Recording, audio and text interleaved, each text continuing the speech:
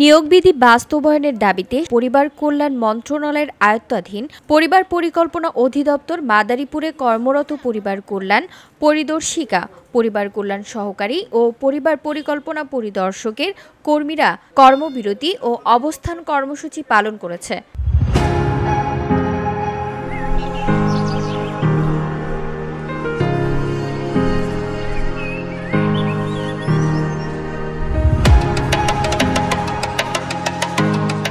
মঙ্গলবার সকালে মাদারীপুর জেলা পরিবার পরিকল্পনা কার্যালয়ের সামনে দাঁড়িয়ে এই কর্মসূচি পালন করা হয়।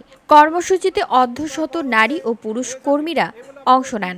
26 বছর পর্যন্ত আমাদের তারা বলেন, এর আগে বিভিন্ন সময়ে নিয়োগ বিধি বাস্তবায়নের আশ্বাস দিলেও কোনো কার্যকর পদক্ষেপ নেওয়া হয়নি। এরই জেরে আমরা আন্দোলনে নামতে বাধ্য হয়েছি। এ সময় তারা নিয়োগ বিধি 2024 অতি দ্রুত বাস্তবায়নের দাবি জানান। অন্যথায় আমরা ধারাবাহিকভাবে আরও কঠোর কর্মসূচি পালন করব। আমাদের কোনো কিছু অগ্রগতি হয় নাই।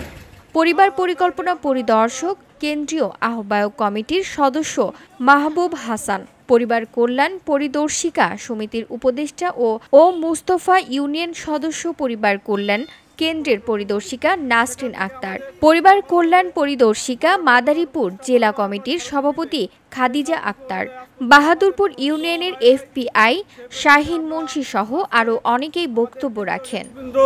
ঘোষণা করেছে যে ভিওডি বাংলা নিউজ ডেস্ক।